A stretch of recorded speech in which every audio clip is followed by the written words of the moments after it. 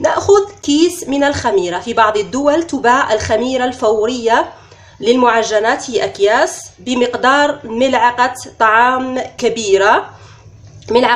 كبيرة، وضاعفي المقادير حسب طول وكثافة شعرك انتي. طبعا هنا نضيف الحليب الدافئ لكل ملعقة طعام كبيرة. لدينا هنا 5 ملاعق طعام كبيرة من الحليب الدافئ.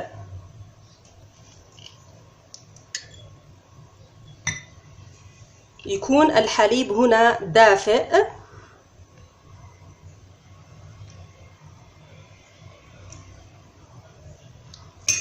ونخلط المكونات جيدا مع بعضها البعض إلى أن تذوب الخميرة نهائيا. نخلط جيدا بهذا الشكل ونتركها إلى أن تتخمر.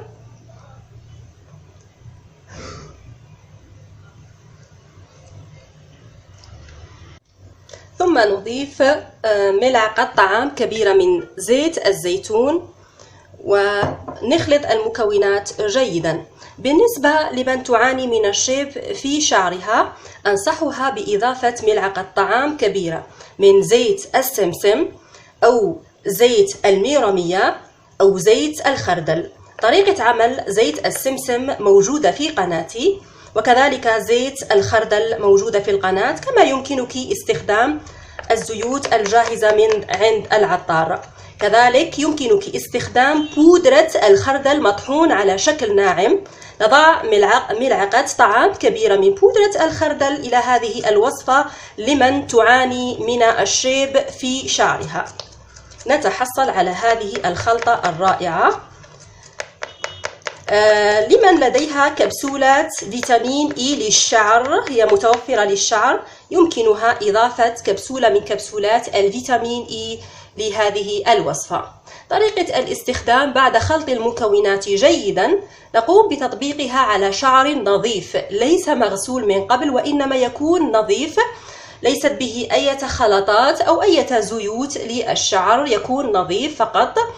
وتطبق الخلطة من الجذور حتى الأطراف. نسرح خصلات الشعر بها لنتأكد من تغلغل الخلطة جيدا، وتترك من نصف ساعة إلى ساعة من الوقت حسب نوع الشعر. إذا كان مجعد كثيرا نتركها لساعة، وبعدها نقوم بغسل الشعر من هذه الوصفة بالماء والشامبو المعتاد. نعتمد هذه الخلطة نهاية كل أسبوع لمن شعرها عادي ليس مجعد كثيرا. لمن شعرها يكون مجعد كثيرا نستخدمها من 2 إلى 3 مرات في الأسبوع.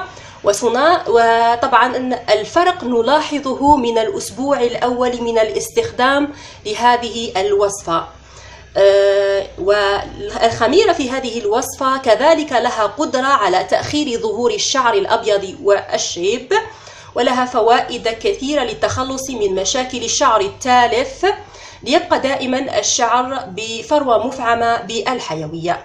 هذه الوصفة هي آمنة الاستخدام للحوامل، يمكنهم استخدامها وبكل أمان، كذلك المرضعات والبنات الصغار من عمر 1 سنة فما فوق يمكننا استخدام هذه الوصفة لهم وبكل أمان. فالخميرة هي واحدة من العناصر الطبيعية التي تتميز بتركيبة عالية القيمة، لأنها عنصر غني جدا بالحديد والفيتامين بي، وتحتوي على عدد من المغذيات الطبيعية بما في ذلك أحماض وفيتامينات ومعادن هي أساس للصحة البدنية والفيزيولوجية والجمالية والذهنية. هذه الوصفة أيضا نستخدمها للتخلص من المشاكل التي تصيب فروة الرأس، وكذلك تحافظ على الشعر صحي، وكذلك تحمي الشعر من الخشونة، كذلك تعالج الشعر التالف.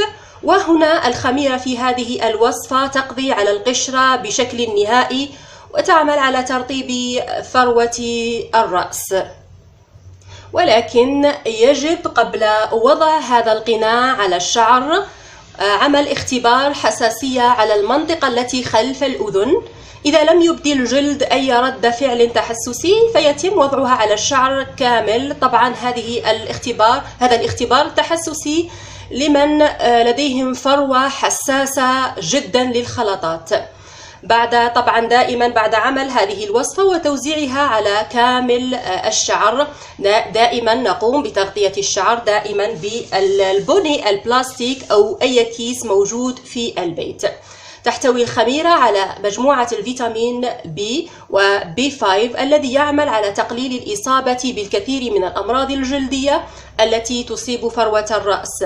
من بين هذه الفوائد لهذه الوصفة، هذه الوصفة تقلل من تساقط الشعر بشكل كبير، تساعد في علاج الشعر التالف، تقوي الشعر من الجذور إلى الأطراف، وكذلك تعمل على ترطيب الشعر.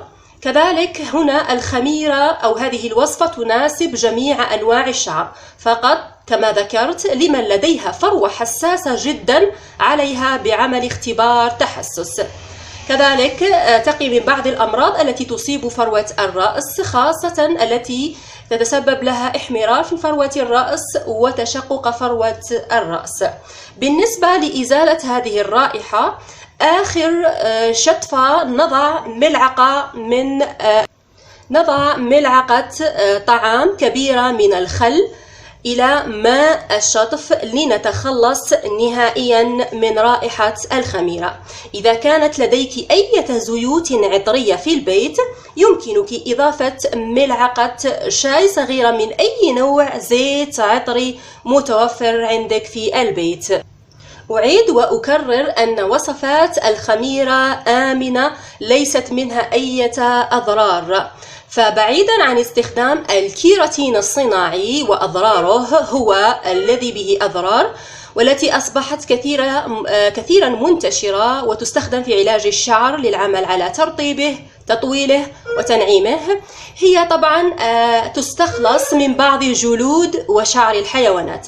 هنا الخميرة نستخدمها وبكل أمان في المطبخ ولا تسبب لا ديدان ولا فئران. وكذلك الكيراتين الصناعي يستخدم كعلاج للشعر التالف والمقصف والمجعد، ولكن طبعا ثبت وجود نسبة من مكون، هذا المكون يؤدي إلى الإصابة ببعض الأمراض الخطيرة لا قدر الله، ومنها سرطان الجلد والرئتين. عافانا الله وإياكم جميعا علاوة على ارتفاع أسعارها لدرجة كبيرة جدا وباهظة. لذا أنصحك باستخدام الوصفات الطبيعية، طبعا إذا لم تنفعك لا تضرك. وبالأخير لا تنسوا مشاركة هذا الفيديو مع باقي الأصدقاء كي تعم الفائدة. أترككم في رعاية الله وحفظه، والسلام عليكم ورحمة الله وبركاته.